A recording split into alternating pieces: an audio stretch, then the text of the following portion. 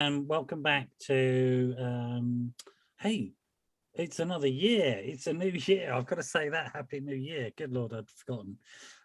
It's 2022. Good Lord. This is the first show of 2022. So it's wonderful to have you all here. And I've got a couple of amazing guests I'm going to introduce you to shortly.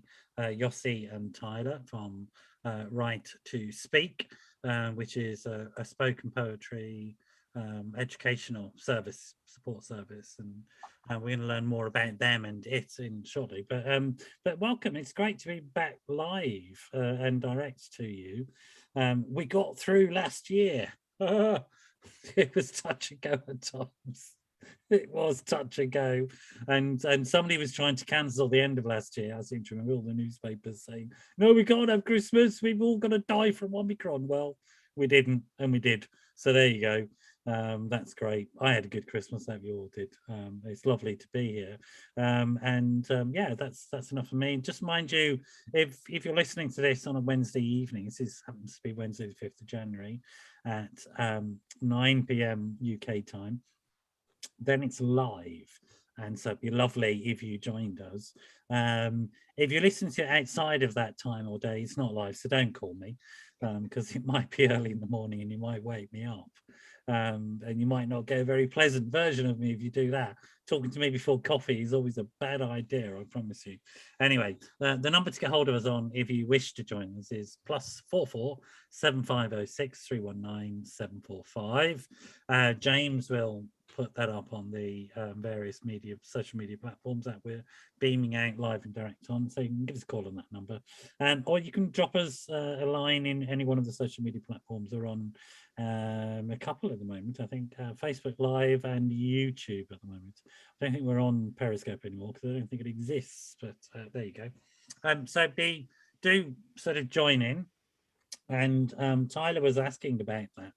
About how many people we get in. It fluctuates actually, Tyler, because it's one of those things that we do it live. I like the live feel because I think you get a slightly more authentic sense of what's going on. It's less scripted, and I quite like that.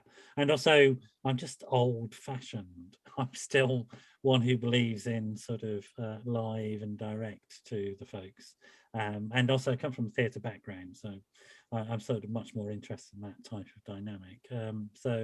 But it does go out as a podcast as well, and also it gets emailed out and sent out through various social platforms. So to be honest, Tyler, I have absolutely no idea how many people see this at all, but we get really interesting feedback in terms of we get a range of people, quite a lot of professionals who watch, and then quite a lot of people who are just interested in the field of psychological sort of well-being, I guess. And so it's a broad spectrum of people, which I'm really, really happy about. So I can't answer your question, Tyler, but anyway, why don't you introduce yourself to us, Tyler? Who are you and what do you do?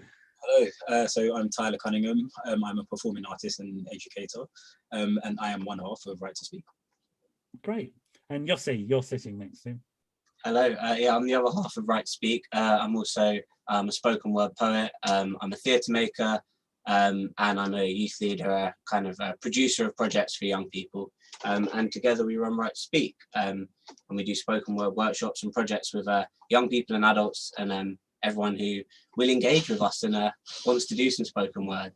Yeah, well, it's interesting. I mean, when I was doing my outreach call with Tyler sort of early in the week, I always have a chat with people before they come on the show, just to make sure you're not lunatics. You still have us, wouldn't you? Yeah, I thought, well, Tyler is, but he's all right. I quite like his form of madness. It seems to be quite fun. Let's have him on. No, I guess I do this sort of chat with people, partly because sometimes I've had people want to get on the show who are selling snake oil, really. Sort of, they just want to sell some nonsense to people, something they've invented. But it's a sort of quality control thing, but also to give people a chance to chat to me and figure out whether they can bear me and for an hour as well. And I was very interested sort of told him when we were chatting, because it resonated with me strongly about something around the personal journey into the arts in particular. And if you don't mind, guys, I wouldn't mind talking about how you stumbled into the arts and sort of how it's functioned in your life before we get into why you then decided to share it with other people. I don't know who wants to go. Maybe Yossi, do you want to jump in first? How did you get involved in the arts? I was very lucky that my mum was pushy enough to make me go back to Chicken Shed Theatre again and again, and become part of the youth theatre. And I must have been about 8 when I joined. Chicken Shed's an amazing inclusive theatre company in North London, and they've got quite a waiting list for young people to get in and be a part of their workshops. And eventually I was able to go along when I was about 8, and I hated it at first. My mum I was screaming and crying. I didn't want to be part of it. And my mum made me go back, and eventually I fell in love with it. And I kind of grew up performing in these inclusive shows at Chicken Shed, performing at a range of places around London, and with a vast array of people of all backgrounds and abilities and all different people. And from there, I kind of developed this desire to want to be a performer. So I started trying to follow this path down acting by myself. No one in my family sort of got a background in performing arts or anything remotely like that, really. So I got myself an acting agent eventually and started trying to audition for stuff, and followed that path for a little while.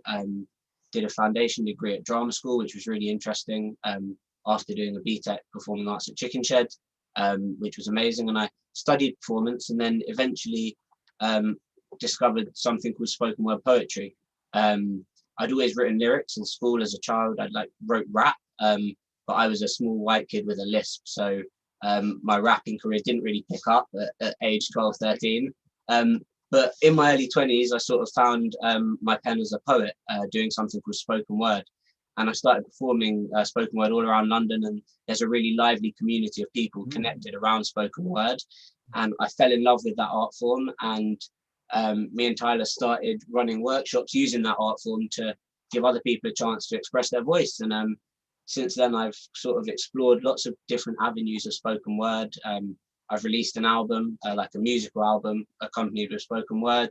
I didn't make the music, I just made the words and spoke them. And then we do loads of other things like educational projects, working with different people, trying to put on different events for people in the community, and trying to use, well, for me, it's just about trying to use my voice creatively and encourage other people to do the same and make magic and try and inspire some people as well.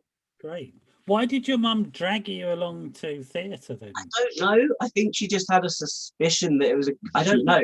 I think Chicken Shed's a really amazing place, and she knew that. And I think she wanted me to be a part of that community. She was quite insistent. If you kept saying I hate it and you're screaming and shouting, but she dragged you along, she must have had some sort of reason, like...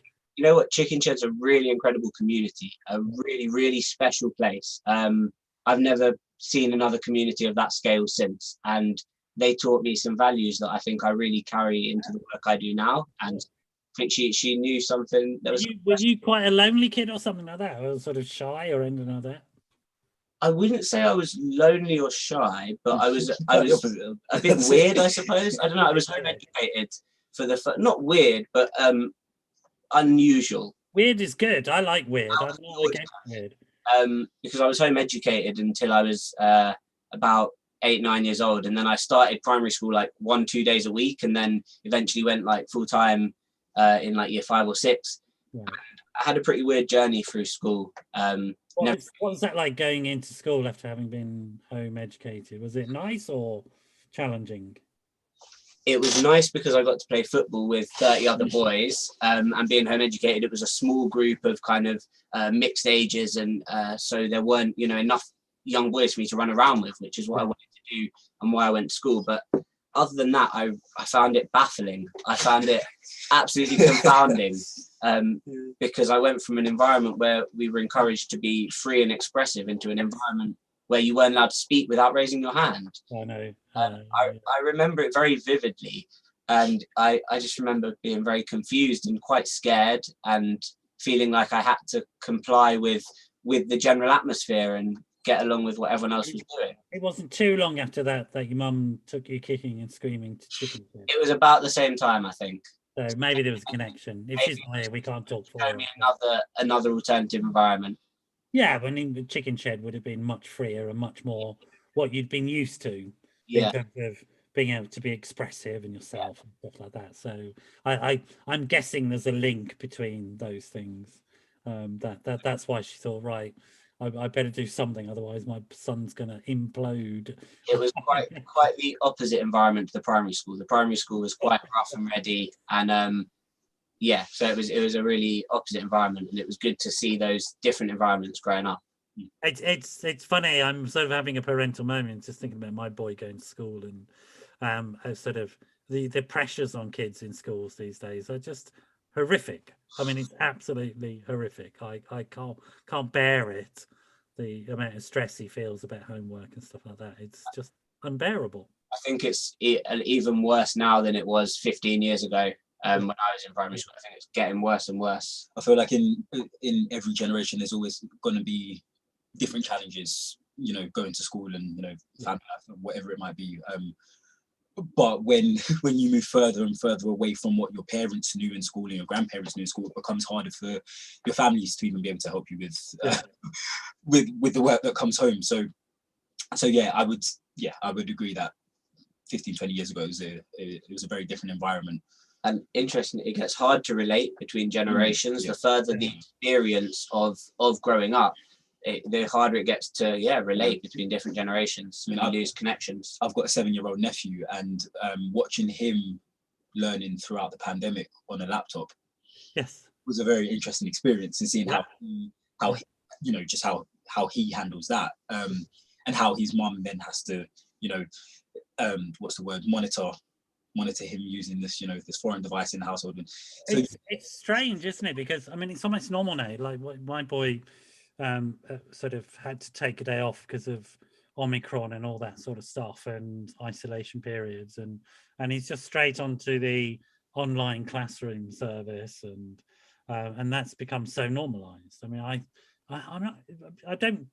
actually don't think there's anything wrong with that. I think it's pretty cool, to be honest, that we've got both those options. It was going to come at some point, and I think one of the things that the pandemic has done is it's shifted things forward by about 10 years in terms of our engagement with online services.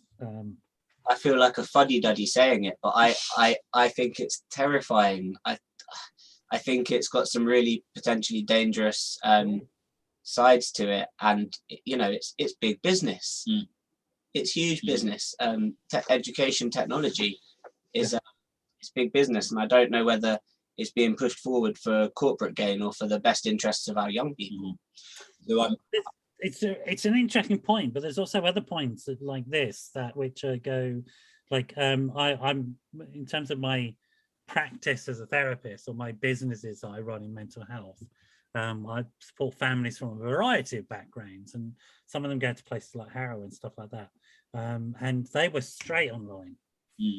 And you know, the educational outcomes they got during the pandemic went through the roof, and they had these incredibly top-notch online virtual reality classrooms, and the state sector took ages to get to using Google Classroom, and that was as far as they got, was Google Classroom, and certainly none of the online stuff. And I think the reality is that's our future, where we're going. So obviously, being the right to speakers that we are, although we stand on a common ground, obviously we have our differences, you know, we're different people. And so I'm more on the side of, although I do think it, likewise, it's a scary world that we're moving into.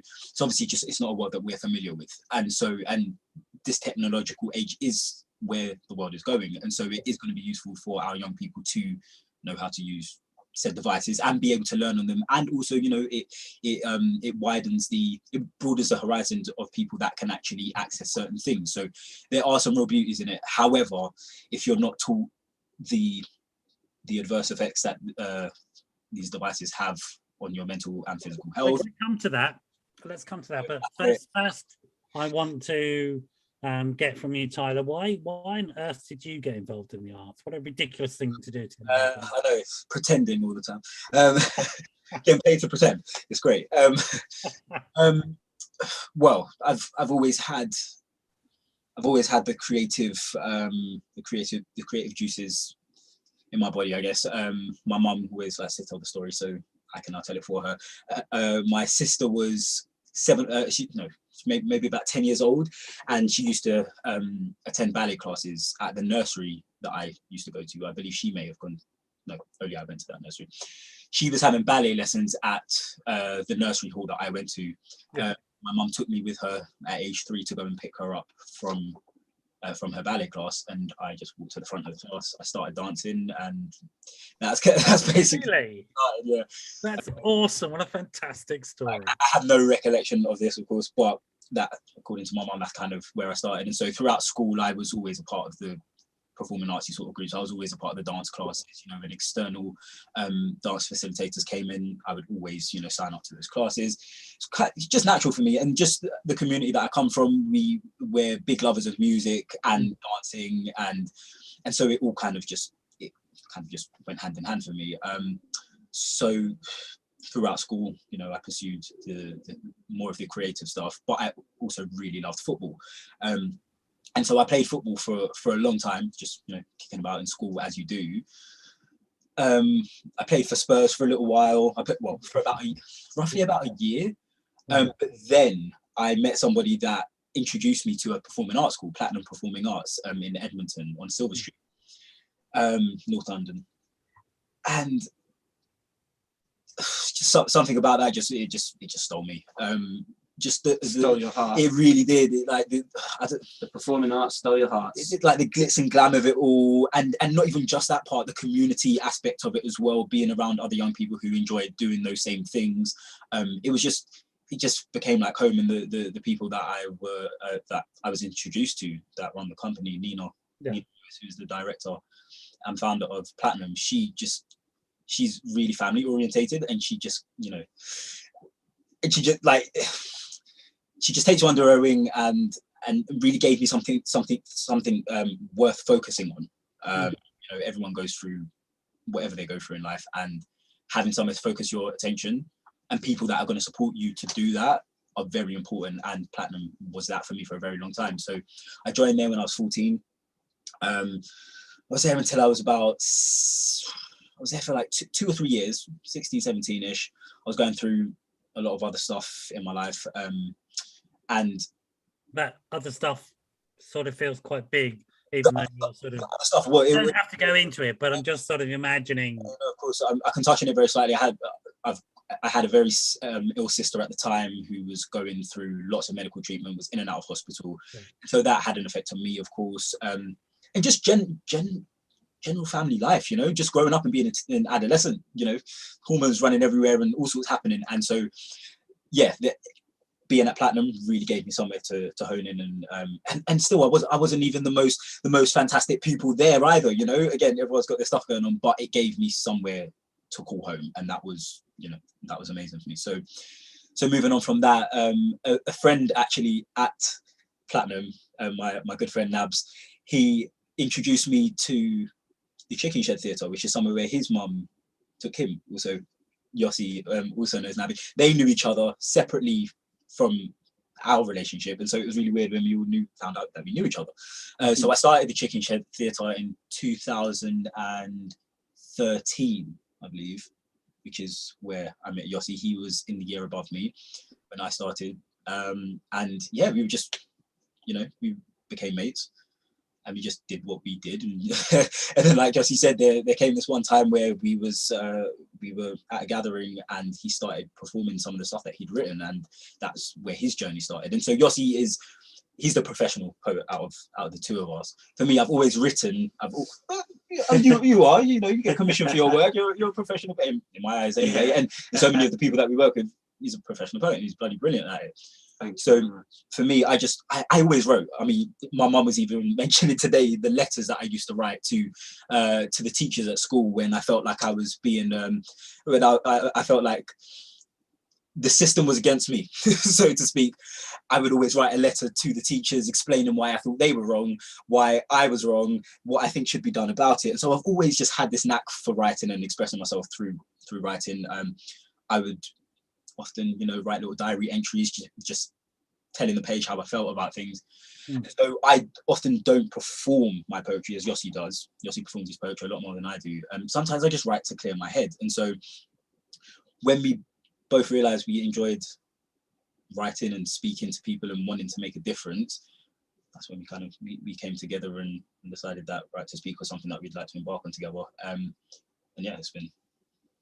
And why the one? I guess because I think I know what the answer is going to be. I mean, one common thread, it seems to me, as well as the arts and the way that you are as people. You're obviously both. Well, you're both quite modest as well as very intelligent and sensitive and caring. So I guess that's a tour now. Bunch of knobheads. the sort of football thugs. Sorry, I meant. I can imagine you both on the football field, kicking people and breaking their ankles. It's interesting though, because like one of the reasons I didn't do football at school is I didn't like the people who were doing it, because and that's why I did rugby. But I loved football. I'd love to have played it much more. But the sort of the culture of it, I didn't like it. It's nice to think that the culture of young people's football might have changed enough so that you can be artistic in it and also sort of play the game well. So, but it was also one of the strong things that comes across to me is looking for a group to be part of where there are shared values and concepts and ideas, and those shared values and concepts and ideas seem to be around being authentic as a human being. I mean, I'm interpreting a lot from what you're saying, but you never said this directly, but there's certainly from your story, Yossi, and from your story, Tyler, and partly I'm picking up, Tyler, from the conversation we had off screen, as it were, was a sense in which sort of both of you needed to find somewhere to fit in and find a peer group that could welcome you and tolerate the fact that you can't fit in that curious way that people can't fit in who are creative. I think every young person needs a space to outside of their family homes to feel comfortable and accepted and loved and wanted. And so, you know, everyone goes on their own little journey and figures that out. I think, like Tyler said, everyone needs something, whether that's like something to have a sense of community about. And luckily, we both found that in performing arts and in creativity. And a lot of people find it in a variety of sports or creative passions or academic endeavors or general community-based activities. But humans integrally need something to feel part of. But I think one issue we face nowadays is that the world of media presents to young people a lot of options for communities that you can be a part of that are potentially, shall we say, quite meaningless, shallow communities. Like, I don't want to, just being a fan of a certain pop star, for example, is something. I know the commoditization of youth culture is well known, and it's been going on, and they've turned young people into money, and it's a really shitty thing, and it's horrific. I like to say that the very clever people in the media use our own human nature against us. Quite simply, you must know that public relations and advertising was started by a psychoanalyst. Yeah, exactly. Yeah, the food, the fast nephew they're all analysed under CAT scans and stuff to see which receptors light up to. It's before CAT scans. I mean, Freud's nephew invented advertising in America and used Freudian psychology to manipulate people. Which is all rather cynical, and why we do what we do, trying to offer young people, because like I think it's important to state that the work we do with spoken word is really just about like supporting and encouraging young people. Like sometimes or adults, whoever we work with, sometimes someone will leave our workshop. Let's stick with young people, because I think adults can sort themselves out. It's fine. We don't have to be that inclusive. Well, you'd think that, we'd like to think that, but sometimes adults need a bit of a helping hand as well. And well, I'm one of those adults that needs a lot of a helping hand quite a lot of the time. But I'm gonna be, for now, let's focus on like where your specialisms are, which is sort of youth culture, authentic youth culture, and helping particularly, I suppose, young people at risk in some way. you know, sort of somehow you've come up with a package that helps sort of reaching out to young people. So there's one theme, which is that we know that there's been an increasing commodification of youth culture for the purposes of financial exploitation by various people who want to sell stuff. So we know, for example, you may not know this, but I happen to know it because I have a business page on Facebook, that Facebook will give you micro data about your client group. So there's a very interesting story from Foot Locker, which is the people who have sporting goods, high-end shoes, sporting shoes. Nobody's ever going to actually run in or anything like that. They're there for looks, and they bought data from Facebook where they showed that a certain group of young people that they were aiming at were chatting about a particular shoe that they stocked in a particular area, but they knew that they didn't have it in that particular shop, so they stocked it in that particular shop in the area that those young people were talking about it. And it's like really honing down. That's what's going on at the moment, and most people don't realize that's what's going on at the moment. And Instagram is only about making money, and influencers on Instagram are making money all the time. Okay, and I know because I have several clients who are Instagram. So again, I know how this stuff works. So let's accept that there is this commodification going on, and one of the problems with that is that if you're buying into something that isn't authentically human, that is a product, there can be psychological and emotional and relational consequences. Yeah. What sort of things are you experiencing, I guess, guys, that you're sort of working with in terms of the and how do you think the arts and what you're doing sort of helps with that? I think if we start at home, young men being was it like 74 to 78% of young men, they're the massive part of the suicide rates in the UK. Is it a young man kills himself in the UK every 2 hours? One young man kills himself every 2 hours. 75% of 3/4 of suicides are yeah, and most suicides are young men 16 to 24. Those are the absolute facts. The last 5 years it's gone between like 72 to 74, 78%. And a lot of, I mean, if I speak from experience and from just knowing other young men, a lot of that is pressure. It's just sheer pressure, and young women as well. It's not just young men, but the pressure of social media and seeing other people's lives and seeing how the glamorization of one's body, or the possessions that you should or shouldn't have at a certain age, and etc. It's a lot of pressure, and some people just don't feel like they can live up to it. And then on top of that, they don't feel like they have anyone to talk to about these things, whether that be family, partners, or friends. A lot of young men just shut down, and because young men are supposed to be the strong ones, physically and emotionally, they're supposed to hold up society, and again, pressure.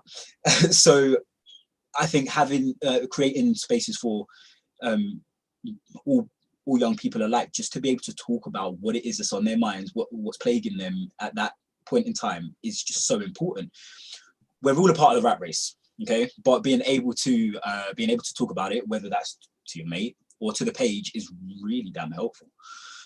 Just being able to get the chatter out. That jump in, Yossi. I've seen you sort of holding yourself back there. Don't hold back. Go on, jump in. That commodification of youth that you're talking about is in one of the destructive consequences is that it makes it it's very surface level. So it makes it harder or makes it easier for young people to avoid having meaningful conversations with their peers.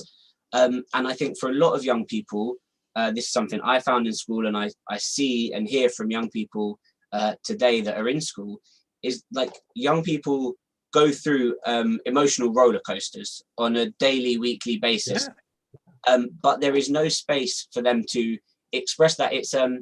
it's not even given. It's made. They're made to feel like it's not justified. In a you're certain young. sense. What would you have to worry about? That attitude, and also that Sure. like Tyler said, among young men and among young women, it's not cool to be sad or to have emotions or to be worried about something or any of these things that we all struggle with. All humans struggle with negative emotions, but it's not cool to have negative emotions. It's cool to have the latest trainers from Foot Locker, and it's so much easier to have a conversation about something meaningless and fashion related and commodified than it is to have a deep conversation about what you're going through as a human at that time. And the more we develop as a society, the more intelligent young people get. Kids of 10 and 12 have understandings of concepts that they really should not be aware of, but they are aware of them and they understand them. So this process of the brain development is so sped up that it leads to this traumatic experience, and it can be really traumatizing growing up and not understanding all these things that you see and might have an inkling of understanding, but you become an adult and realize that we still don't know why the world's so fucked up.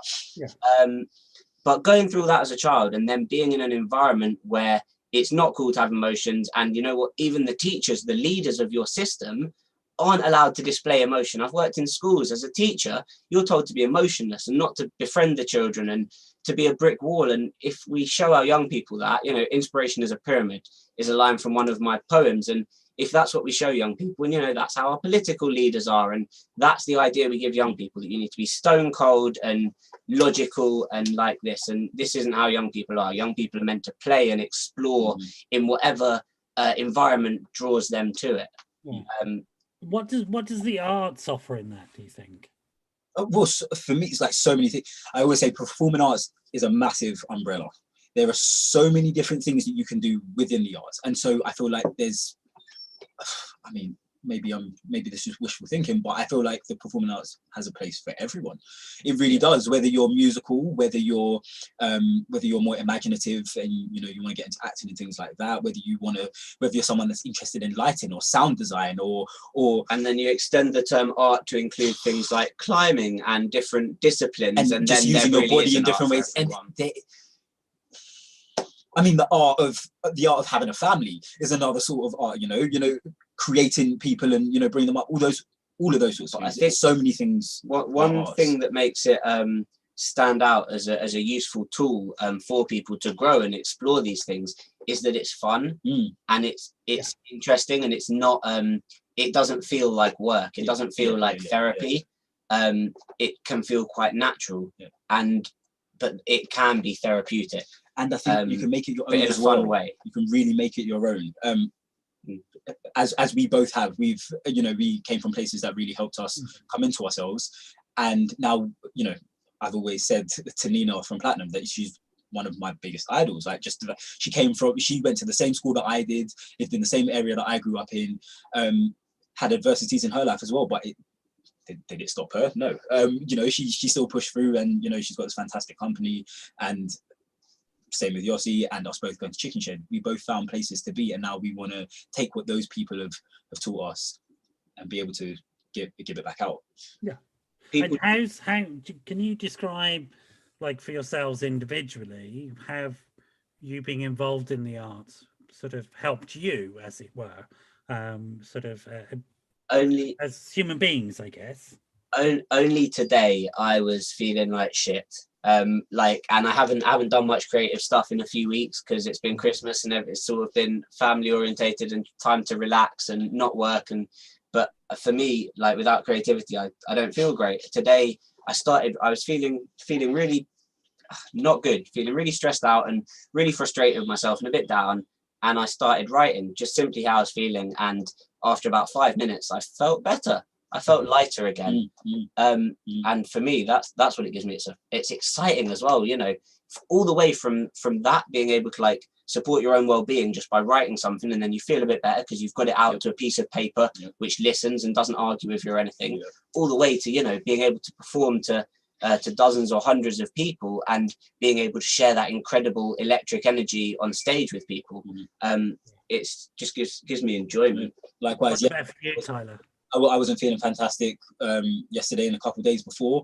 And then it dawned on me, flipping write something, get it out of your head, because I'm just sitting there trying to figure it out. And it's like, I do not have the answers. But anyway, I don't have the answers for what it is that's going on in my head. And so just write it down. And it's not to say that it's not going to come back.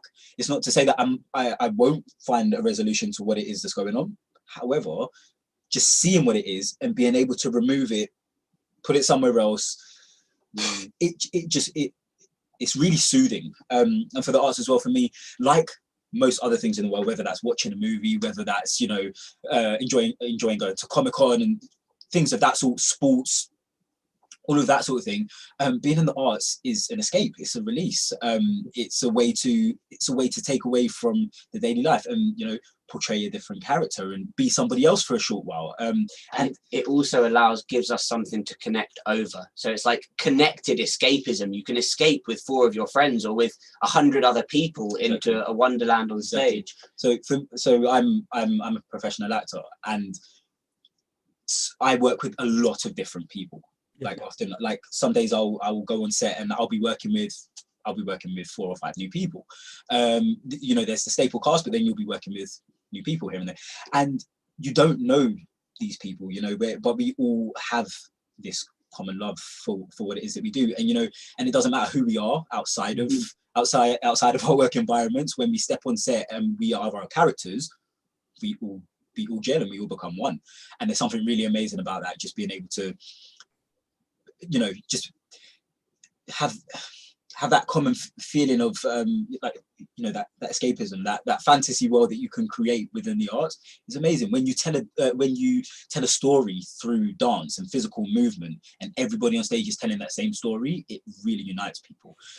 What's interesting listening to you both is sort of I'm getting this sense from you that you've got this self-motivating activity that is inherently healthy. It makes you feel good and lifts up your mood. You want to do it rather than you feel you have to do it, and it produces a set of skills in which you can be part of diverse and complex groups of people that you would not normally mix with, and you can produce something together because you have a shared common goal. And without I'm sure with stresses and strains, because all workplaces do, but you manage to get that done, and that's encapsulated by this sort of artistic, creative endeavor. But I also think the opposite as well is true for yourself, being dragged to Chicken Shed every week by your mum, being like, hey, I don't want to go. For me, similarly, sometimes I would be in a show at Platinum, or not even in a show, you know, showtime's coming up, the annual end of year show is coming up, and Nina will come to me and be like, right, Tyler, I need you to write something for this, and can you fill in a spot for this or thing? And sometimes I'm like, oh, fuck, gosh, me, like, and it can be a bit overwhelming. However, when somebody can see something in you that you can't see in yourself, again, that is a really amazing thing when somebody can be like, no, I know you can do that. I've seen other things you can do. I know you can do that. And they push you, and it might not be something that you want to do, but you do it anyway. And it breaks that barrier of you. It's that mental barrier of thinking, I can't do this. And then you do it and you're like, oh, okay, wasn't so bad. What else can I do? What's intriguing me though, I guess, is sort of watching you and experiencing you as individuals, but as 2 mates as well, who are sort of working together, is that the energy and commitment that you have, incorporating what you've just said, Tyler, about, you know, with every endeavor, human endeavor, there are days when you just don't want to do it and leave me alone and let me stay in bed for God's sake, you know. Of course there is that, and we don't want to idealize it, but nevertheless, if I imagine myself at the moment as a captain of industry wanting to, you know, have a successful workforce, the way you 2 are talking is exactly how I'd want my workforce to be, right? Be creative, capable, energized, motivated, able to work with diverse groups, turn your hand to complex tasks and do it creatively. It seems insane to me that the corporate response is anything other than what you are doing. It's not the framework, is it? I mean, it's just like, how could you not? Like, this is exactly the type of skill set that anybody needs in life to be able to be successful in life. The way you're describing what you're doing is exactly the skill set that a well-rounded human being needs to be able to go into any environment and be successful, I would argue. I think slowly it is becoming more and more like that. I think we've definitely seen things changing in the corporate, not that we are necessarily a part of the corporate world, but you know, just the fact that we get asked to come and do sessions in certain places shows that actually people do realize that there is a need for said creativity outlets for their work to deliver better for them, for their company, you know. But it's you know, it isn't a priority. You know, the work we do is, we've got some extra cash, let's get a nice well-being spoken word workshop in for our team. It's not like this is something we need all individuals to be equipped with if they want to be confident and successful in whatever endeavors they enter. But you know, that cheesy phrase, you know, the children are the future, our future. It's right though, you know, if we weren't us. It's a really good song as well. It is, but if we One weren't of my favourites, I have to say, gets me every single time. I start crying every time on our way out. Yeah. If we weren't us and there weren't other people like us, and if, you know, we don't continue to educate young people on how to even be a little bit like the things that we've experienced in life, and you know, how to cope with certain things. Only then, when you start getting more and more people joining forces, do you get workforces where they do say, okay, right, your well-being is a priority. You know, if we go and work in corporate fields, and more people start working in corporate fields like us and others, slowly things change through time, and there'll definitely be a knock-on effect from the you know, the mental health craze, for lack of a better phrase, of the last decade. Yeah, I mean, I think it is it's largely tick boxing bullshit, to be honest, in my experience. I do work in corporate environments, and all they want is a bit of what they call mental health first aid. So they train people up in mental health first aid, and then that's it. We've sorted it out. There's one organisation I've worked with, I'm happy to quote. They're called Wave. They're a water utility company of all things, who have the most amazing mental health in the workplace services I've ever come across in the whole of my life. And I've been working in this field for 30 years, and I've worked in a really large, I've never come across what they do at Wave anywhere else. Their HR department is extraordinary, run by a woman called Jane Austen, who I became friends with on Facebook. But I was part of some awards panel for, you know, you buy yourself onto these panels. That's the way it works. You know, you're not brought on because they think you're clever. Your company pays enough money and you get on them. But I was on one. And I sort of made sure they got an award, and they were doing things like they had people with identified personality disorders who they'd supported in the workplace. That's unheard of. Most professionals won't work with people with personality disorders, let alone a water utilities company. So it's like, yeah, right. This HR department was doing better than 90% of the mental health trusts I've ever worked with, to be honest, which is really interesting stuff. So it is, not being cynical about it, the reality is the so-called focus on mental health has largely been about cosmetics as opposed to any real shift. However, I think there's been an impact on young people. Like it's something that people often say, oh, what's the aim of, you know, we aim to raise awareness. I know it's a bit of a fluffy term, but the raising of awareness around that issue, although may have had detrimental impacts in some ways, I think there has been a positive impact in that it has been destigmatized a bit, and young people who are now going into management roles in companies are more understanding when an employee says, I'm struggling with my mental health, I need some time off, for example. But it will be a slow shift, and it like you said, there is, sadly, it looks from my naive perspective also like there is a lot of tick boxing and people doing I mean, I think for me, what I want to see is, I want to see sort of mental health practice in everyday life. I don't want to see it as a specialism on the side that people go to. But that's part of what we do, is that because not everywhere is going to supply that for you, and so sometimes you do have to teach yourself a few skills to be able to make it through the week, the month, the year, and you don't necessarily, it's not something you have to pay for. But it does sound like you guys are offering a package of stuff that is inherently psychologically healthy. Yeah, That's exactly what we do. It's what we deem psychologically healthy anyway, and the people that come to our workshops, the Well, ones you seem pretty psychologically healthy to me. Yeah. So, do you know what I mean? It's like, so exactly what we try and offer. That is really it. right.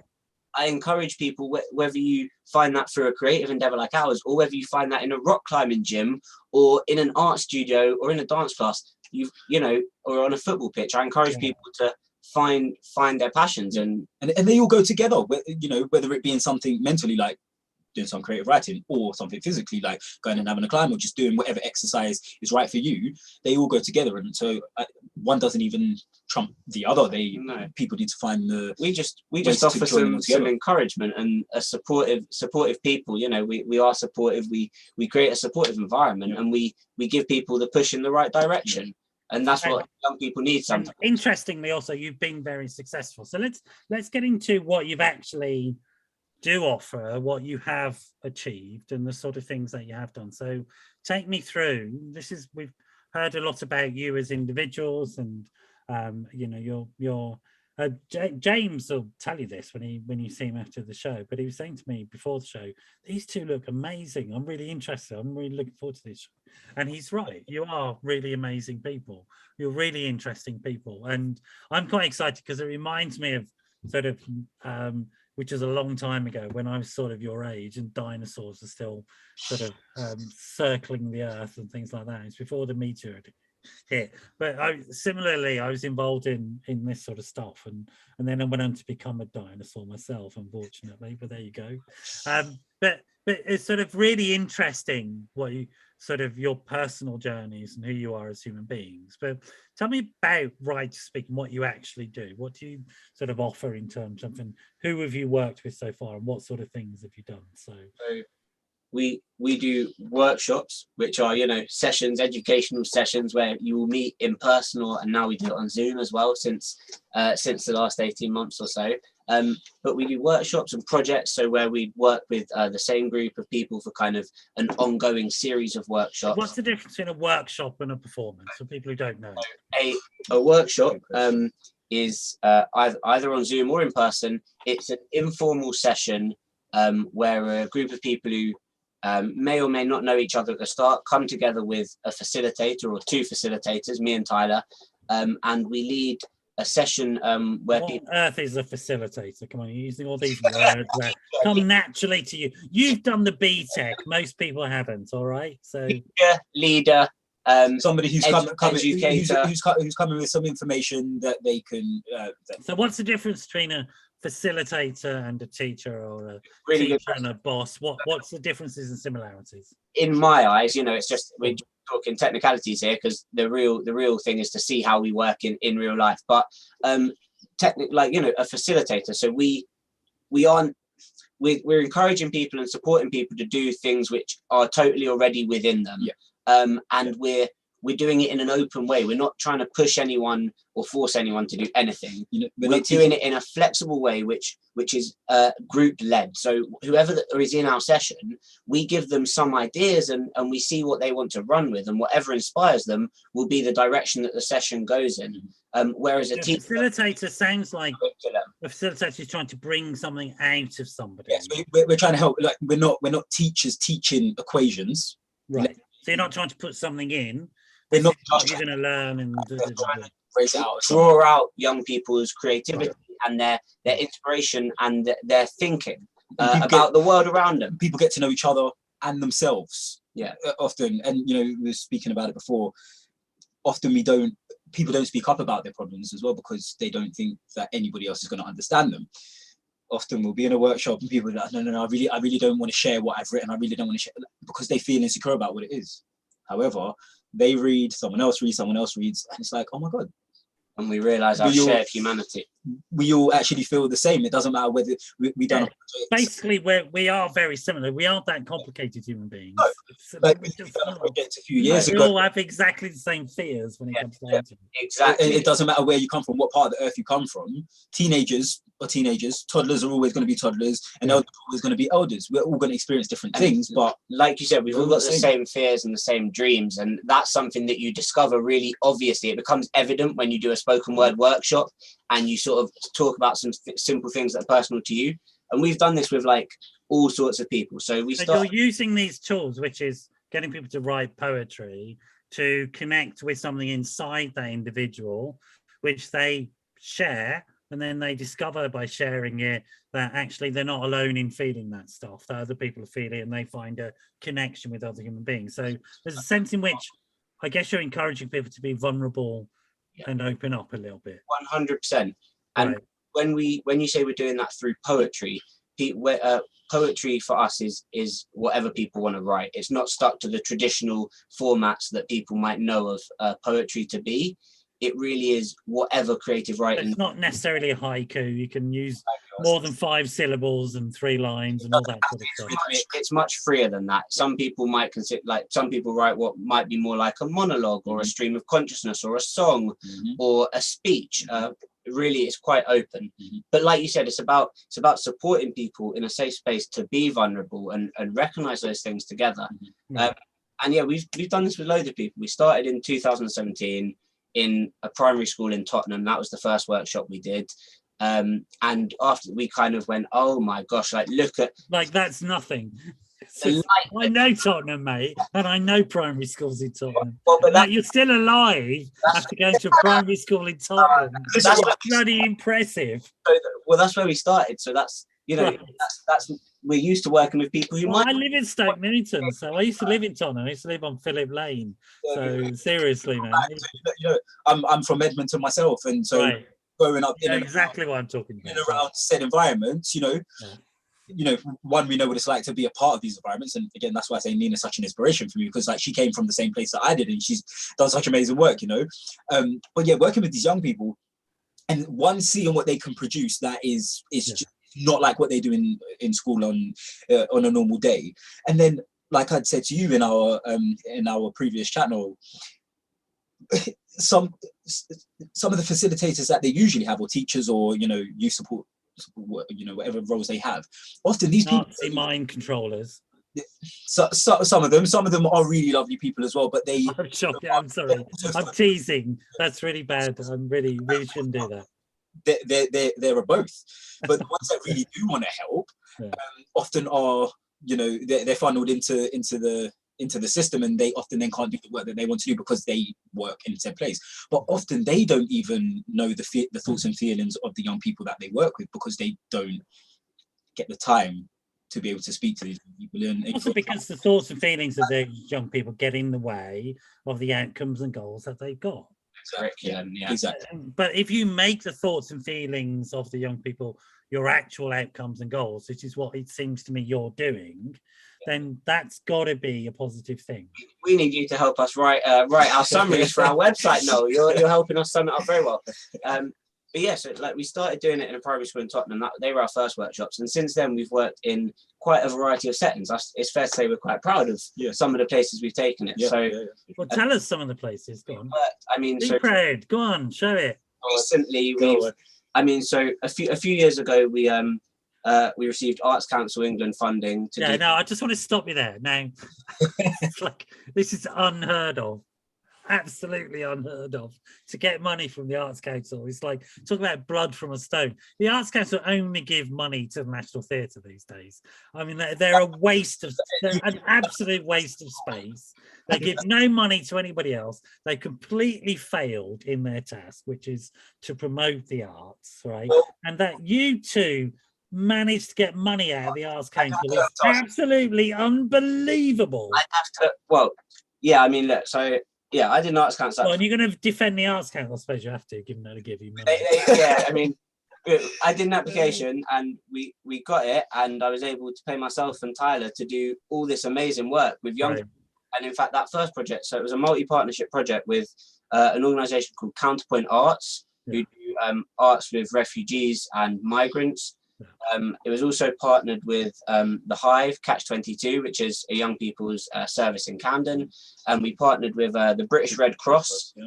They've got 5 groups of young refugees around London, in one group in Croydon, one in Lewisham, one in Hammersmith, one in King's Cross, and one in Islington. And we worked with all 5 of these groups of young refugees and did multiple workshops with these groups.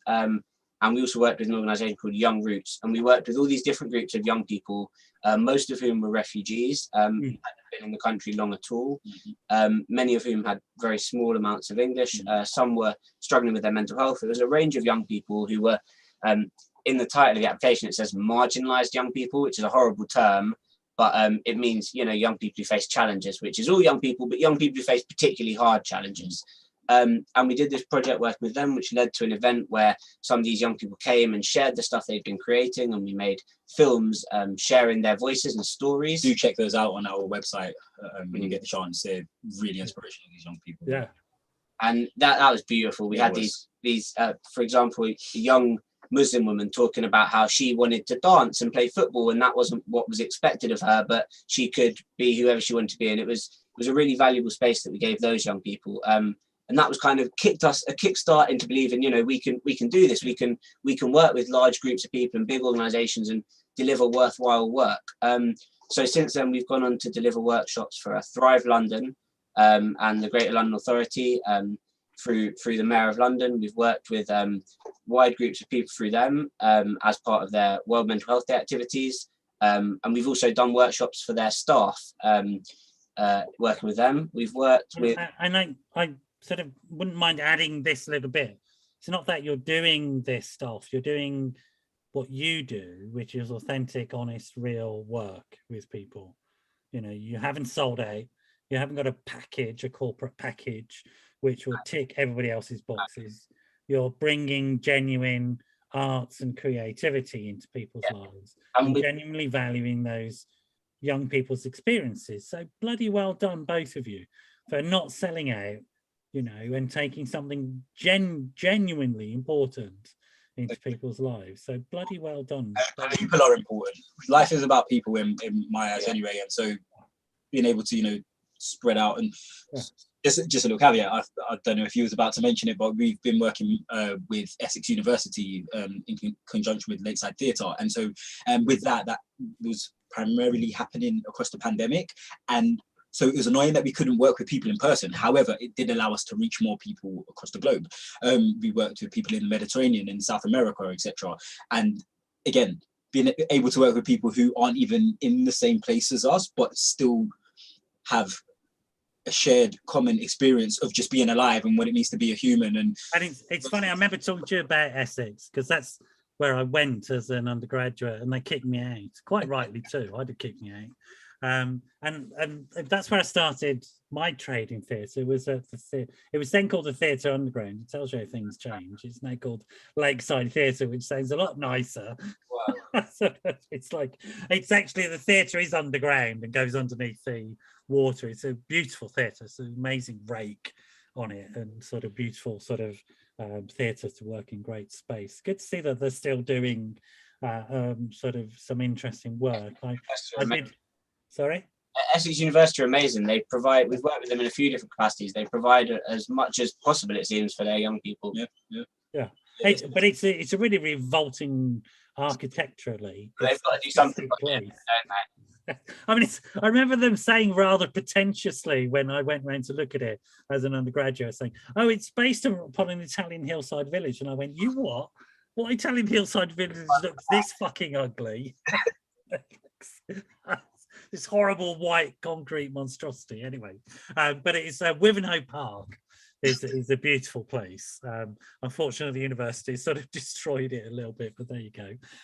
Nice. I'm bringing us to the end because we've said in the last few minutes, but before we finish, what I'd like you to do is tell me what your website is, and then James will post that out, how people contact you, how people book you to get you in and do talk about your work, but also get the work done, and what you're currently working on. So first of all, website, what's your HTTP thing? It's www.writetospeak.co.uk, and right to speak is WRITE, like write with a pen, write and the number 2 speak. So www.righttospeak.co.uk. And has that got all the contact details if people want to book you and things like that? It does. We mainly take bookings for our email, which is info@righttospeak.co.uk. However, you can contact us through the website. You will find the portal to be able to do that as well. And what's your social media handles for Right to Speak and for yourselves? So at Right to Speak UK is our Instagram, which is primarily where we are. Hit us up, stay tuned to our profile. We post stuff on our story, and you can DM us and have a conversation about certain things where email or DM will communicate back with you. But mostly on Instagram. I'd say for bookings through our email. We don't really take DM requests for bookings unless we're going to take it to the email. But just general contact, staying in touch and seeing what we're doing and all of that sort of stuff, that would be through our Instagram. Great. And at the moment, what are the projects that you are working on at the moment, if any, or are you taking a break? This year, starting in March, we're running a series of 10 workshops with Enfield Council and the Dugdale Centre, which is being refurbished. Dugdale Centre. Yeah. Well done. Good luck there. Yes, well, it's being refurbished at the moment, so we're not. It needed to be. No. If you want to turn up, don't turn up to the Dugdale. Because I used to work for Enfield with loads of refugees as well as Islington, so I know it well. Yeah, we're doing 10 workshops starting there in March. They're weekly workshops. I think it's Thursday nights, but you can find out about that on the Dugdale website, and you can book to come and partake in those workshops. And hopefully later in the year, we'll have some open mic events as well that people can come and perform at, or just come and hear some performances. We're going to be working with a school in Enfield, an all-boys school in Enfield, hopefully before the middle of the year hits us, and we're going to be delivering some workshops for those. Awesome. And seeing what they have to say. And we're at a primary school in northwest London next week. Brilliant. Which primary school are you allowed to say? I'm not sure, so I won't right now. Good for you. Well done. On behalf of both of us, I'd like to say a big thank you to Chicken Shed, who is pretty much Chicken Shed are amazing. Yossi, Absolutely amazing. Sort of, I knew somebody used to be the artistic. I don't know if she still is. She used to be. I'm trying to rack in my brain for her name, but she used to be the artistic director at Chats Palace, where I used to work in Hackney, and then she moved on to Chicken Shed. I don't know if she's still there, but I can't remember her name for life. Yeah. Anyway, I'll figure that out. Thank you for having us on, Noel. No, it's my pleasure. Seriously, my pleasure. Absolutely, really energizing. Really lovely to hear about what you're doing, and really cool to meet both of you. Hopefully, I'll meet you both one day in person and we'll have a coffee. That'd be a real pleasure for me. When you see your dad next, Yossi, say hi from me. I will. Which is the connect. I won't say why, because Yossi's dad will have to kill me if I say how I know him, because he works for MI5. Oh, I've said it. Yossi's dad is a spy. Gonna have to leave it there, folks. You stay with me. You two guys stay there with me. I'm gonna say goodbye to everybody else out there in the social media land. So thanks for joining us. It's been a wonderful. I don't know, to be honest. It's just been such a wonderful show for me this evening. It's absolutely a treat to start 2022 in this way, and go through with these guys what the exciting things that are going on. Their light is, I think the battery's finally going in your way. So it's a good time to end there. I'm just going to say goodbye and see you all next week. Bye bye. Take care, guys. You stay there, you.